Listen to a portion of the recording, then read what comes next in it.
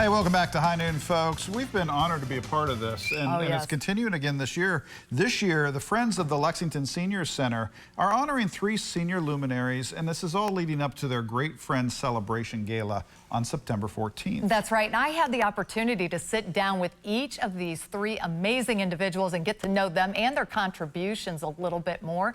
Today, you're going to meet our first luminary, featuring Lieutenant Colonel David Carter, and let me tell you, he is a pistol. Take a look. The Friends of the Lexington Senior Center are honoring Lexington luminaries for their decades of service to our community. And today I am honored to be sitting here with Lieutenant Colonel David Carter. David, thank you so much for being with us today. My pleasure. You have had a slew of awards. You were the recipient of the Meritorious Service Medal in 1969. The Air Medal in 1965, the Joint Service Commendation Medals 1965 and 1968, and the U.S. Joint Chief of Staff Badge in 1966. What made you decide that you wanted to join the military? Well, it seemed natural. World War II was a wonderful war. Mm-hmm. The entire country cheered what we were doing. Yes.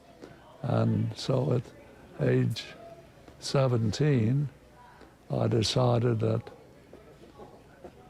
a period in the service would be good. Mm-hmm. Also, I would be getting college from my service. Ah, okay.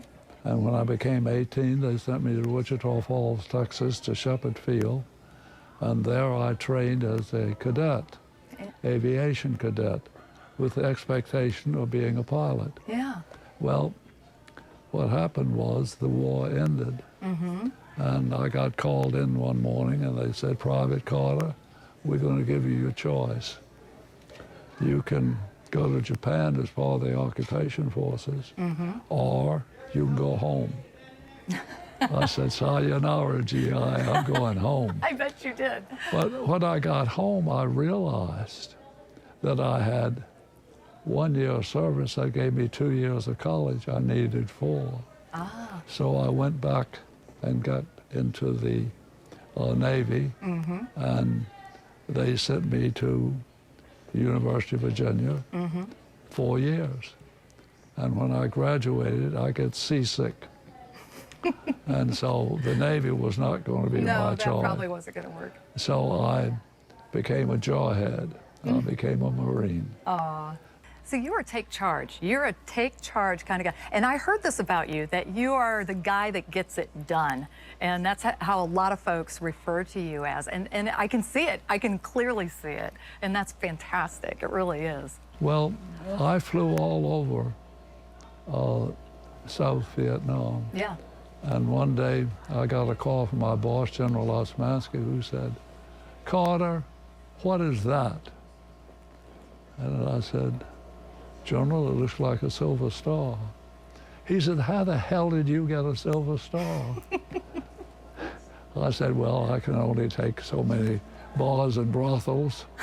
I said, so I went out and he said, well, to keep your ass on the ground, he said, you were playing poker with my money. What happens if you get shot? Right. You know, let me ask you this. What would you like to leave as your legacy for all of the younger kids that you've helped recruit into the military and into the Marines and into community-based services? What would you like to have your legacy be?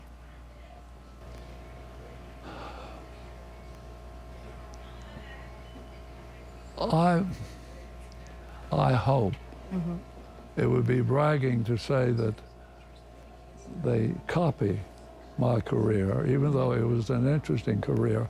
I ended up, for instance, on the Joint Staff of the JCS, and I did the air campaign work against North Vietnam. Yes. It's amazing that you've been in 3 different wars, and I can't tell you how much we thank you for your service, and it's such a well-deserved award, and congratulations on that. Thank you.